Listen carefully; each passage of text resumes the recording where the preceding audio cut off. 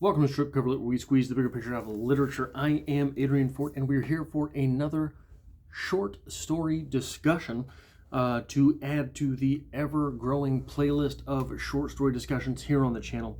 If you do enjoy short stories, be sure to check out that playlist because pretty proud of it. So, the story for today, The Story of an Hour by Kate Chopin. Is that better? No? Okay. So, the story of an hour, what happens? Louise Maillard, Louise, who definitely has a heart condition, is informed that her husband has died in a railroad disaster. She excuses herself from the room where, and I will quote from the story here, there stood, facing an open window, a comfortable, roomy armchair. Into this she sank, pressed down by a physical exhaustion that haunted her body and seemed to reach into her soul. She could see in the open square before her house the tops of trees that were all aquiver with new spring life. The delicious breath of rain was in the air. In the street below, a peddler was crying his wares. The notes of a distant song which someone was singing reached her faintly. The countless sparrows were twittering in the eaves. There were patches of blue sky showing here and there through the clouds that had met and piled one above the other in the west facing her window. She sat with her head thrown back upon the cushion of the chair, quite motionless, except when a sob came up into her throat and shook her, as a child who had cried itself to sleep continues to sob in its dreams. But we learn, on the kissing page to this in my edition, when she abandoned herself, a little whispered word escaped her slightly parted lips. She said it over and over under her breath. Free. Free. Free. The vacant stare and the look of terror that had followed it went from her eyes. They stayed keen and bright. Her pulses beat fast, and coursing blood warmed and relaxed every inch of her body. Finally, she emerges from this room, this sort of tumult and emotion, and she is once again in the company of her sister. It had been her sister and her husband's friend that broke the news to her. And as she is emerging from the room with her sister, someone was opening the front door with a latch key. It was Brindley Maillard, who entered, a little travel-stained, composedly carrying his gripsack and umbrella. He had been far from the scene of accident, and did not even know there had been one.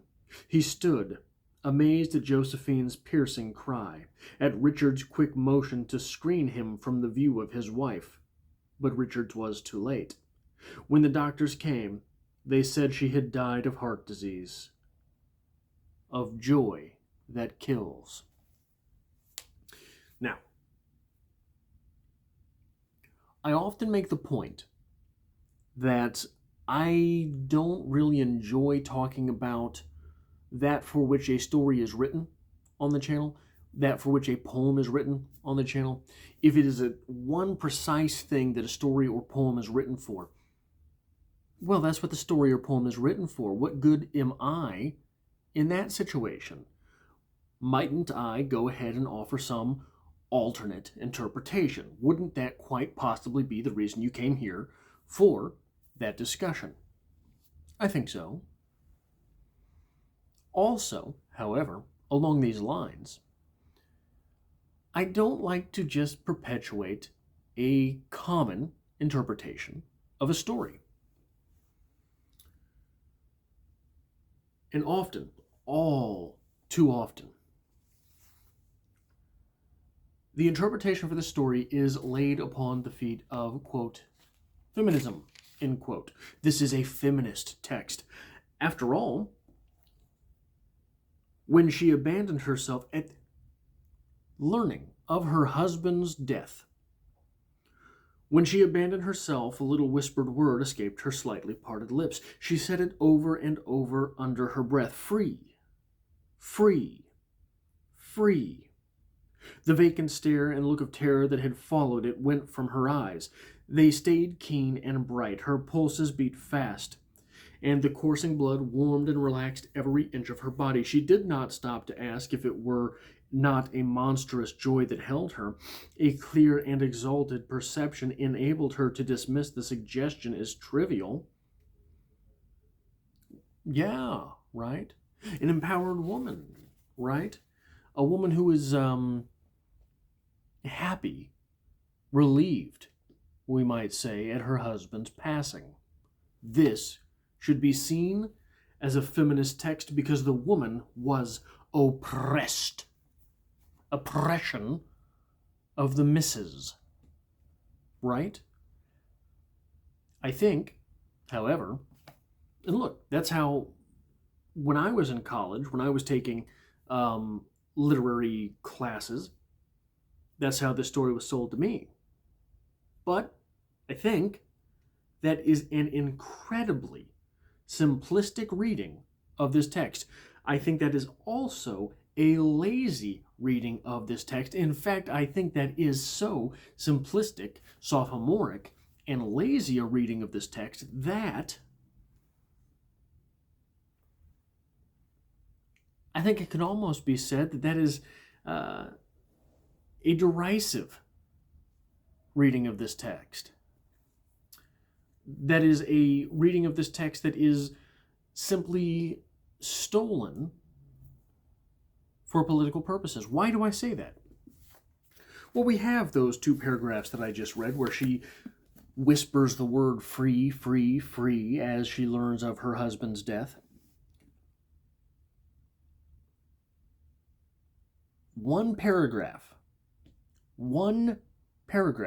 separated from that paragraph. One paragraph away from the second paragraph I read about, was this monstrous joy? We get these two paragraphs back to back. There would be no one to live for her. Pardon me. There would be no one to live for her during those coming years. She would live for herself. There would be no powerful will bending hers in that blind persistence with which men and women believe they have a right to impose a private will upon a fellow creature. A kind of intention or cruel intention made the act seem no less crime as she looked upon it in that brief moment of illumination. So in this paragraph, there would be no powerful will bending hers in that blind persistence which men and women believe they have a right to impose a private will upon a fellow creature. This makes the emotions in this story much more complex. This is not simply an oppressed wife. This is a woman who knows she has been unfair at times to her husband as well, has been a sort of repressive force against her husband as well. And immediately, so this paragraph tells us that there is a back and forth between people, that there is no real upper hand in a relationship. Immediately following this paragraph, we have the following. And yet she loved him. Sometimes. Often she had not. What did this matter? What could love, the unsolved mystery, count for in face of this possession of self-assertion, which she suddenly recognized as the strongest impulse of her being? She loved him. This is not someone who is simply being put upon in a relationship. This is not someone who has been plucked and placed into a relationship. This is someone who had loved her partner, but had grown in the relationship, possibly to disdain her partner. So, because of this, this story was published in 1894. The idea of love obviously was here. The idea of love is ancient, but I don't think that it existed always in the way that we see it today. So let's look at the world in which Kate Chopin lived and wrote this story. The 1890s, the Gilded Age. Gilded with gold, but what is gold? Gilding is gold on the outside of a rougher metal. Iron, perhaps. Iron, not so pretty. Iron, not so valuable. Iron, tougher. The Gilded Age is so named not simply for the gold gilding, but for the rougher metal underneath. Why? Because there was very few people who were living that gilded lifestyle. Most people still lived a very rough existence. So in the 1890s, 1893, there was a massive depression, which lasted until 1897. For 5 years in the United States, unemployment was 10% plus. For 5 years straight. Look up the May Day riots of 1894, the very year that this short story was published. So it's winter. It's cold outside. How are you heating your home? With boilers. Boilers or fireplaces. That is how you kept warm in the winter. How did you keep cool in the summer? You didn't. You didn't.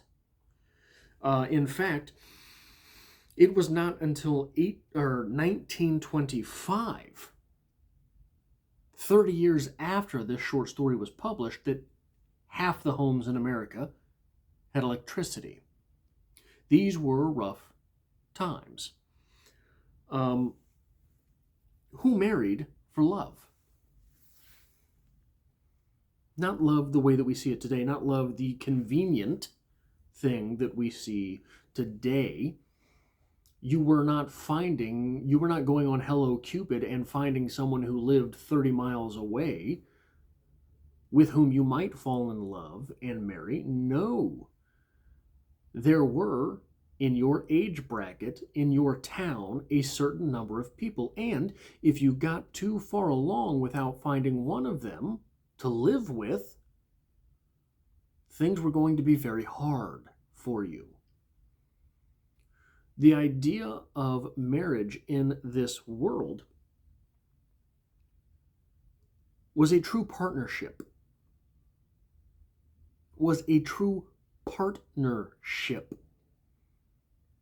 Maybe not couple love, but you found someone with whom you could live. You started living together. You had the marriage, right? And then you hoped you fell really deeply in love with them. There was no love there was love at first sight back then as well. I'm not saying that this idea is new to us, but the convenient idea of love and loving your partner was not the same thing in the world which this story was written. Now, I will absolutely defend the feminist reading of this text, because I don't care for what a story was written. I don't care why a story was written. What can I get out of that story? Maybe Kate Chopin was absolutely trying to write a feminist text when she wrote this. I don't care. The reason I'm railing against that interpretation is it reduces this text. It reduces this text because the complex emotions in this text are so much more impressive than simply saying, oh, well, yeah, obviously this woman was oppressed. This story is about the complexity of a relationship and the duplicity of being a person. The complexity of a relationship. She loved him. She absolutely loved him. But she was relieved when she found out he died. But she was so relieved when she found out he died. Remember those heart conditions that we talked about earlier in the text? When she saw him coming through the door, she died. The ultimate irony of the story is that the doctor said it was the death of joy. Joy brought her to this death.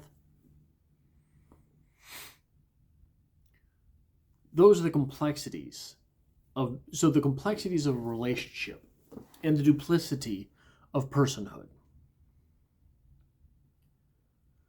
The duplicity of personhood is evidenced in this story simply in the fact that, yes, she did love him. And no, she didn't want to see him again.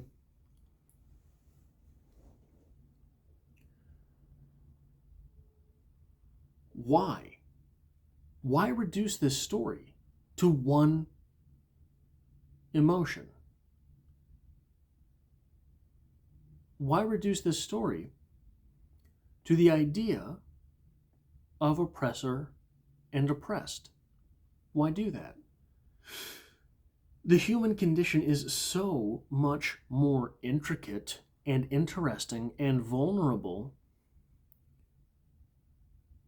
than any type of politic. The complexity of emotion in this story. So let's go way back. Way back. I mean, this story is probably 1,000 words total. When she realized that her husband had died, she steals away into solitude. There stood, facing the open window, a comfortable, roomy armchair. Into this she sank, pressed down by a physical exhaustion that haunted her body and seemed to reach into her soul. That's an understanding sort of posture of grief, right? We get there. This is a woman suffering in the moment. Understandably suffering. We understand she's suffering. We don't know yet that she's suffering against herself, but often in literature, oftentimes, it's in Harry Potter. I wouldn't call that literature. You've seen the Harry Potter series on this channel. Often in literature, when a character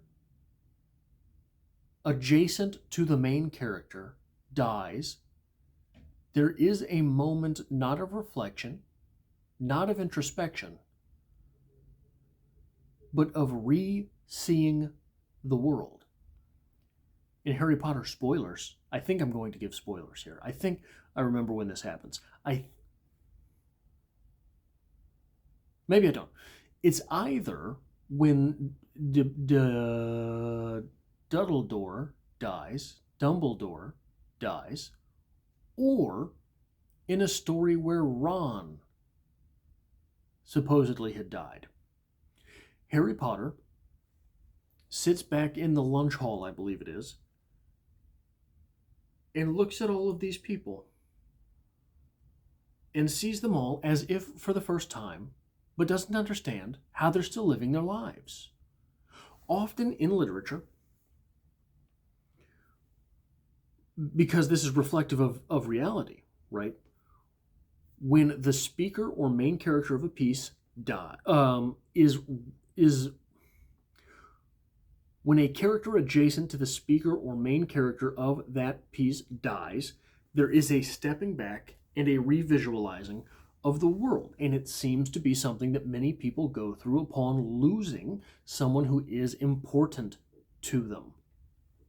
Oftentimes, that comes with an observation of, like Harry Potter, how are these people still living? How are these people still going about? There is a re-seeing of the world in great and strange detail. Now, we get that in this short story, but we get it in a bit of a different fashion. There is normally this great re-seeing of the world in strange and great detail, but oftentimes that great detail is, so for example in this story, as she looks out, she would see individual pine needles on a tree across the way, and the grit which is on the roof shingles of the house across the way. That's not what we get here.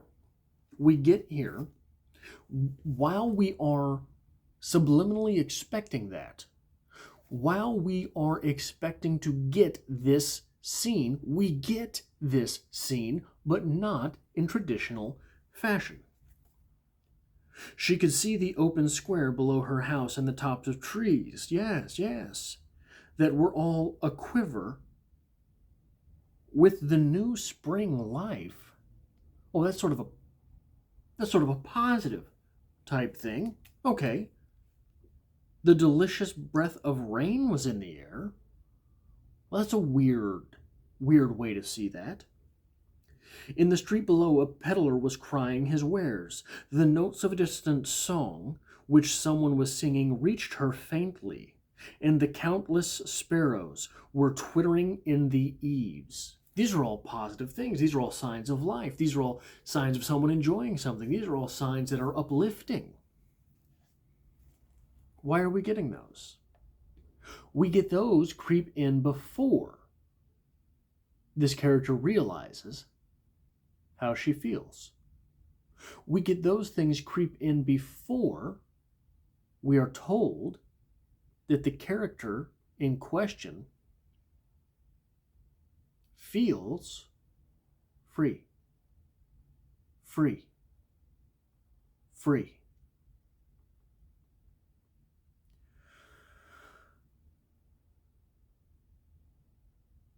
Everything in this short story before those words was set up to give us a traditional type of grief. And then Chopin slipped that in. Chopin said, hey, no, it's not what we're doing here. In fact, by the end of the story, she's going to be the dead one, and he is going to be alive. Not only is that an O. Henry twist, not only is that something which is so counterintuitive as to almost feel like irony, but it's also something so subversive on an emotional level that it does absolute waste to an interpretation so simple as, oh, well, she was oppressed. The complexity of emotion here is incredible.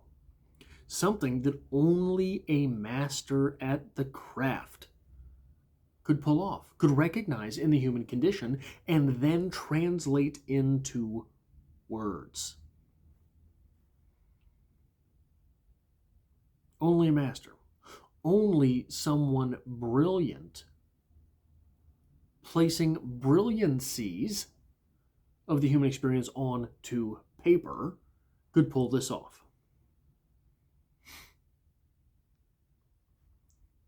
So why dumb it down? That is all I have for this short story discussion. Again, ever-growing number of short stories in the short story playlist here on the channel. Be sure to check that out if you were interested in this sort of thing. If you liked this video, it helps me out. It really does help me out on this channel. If you do, hit that like button. And if you are here by chance but not design, go ahead and consider subscribing as well.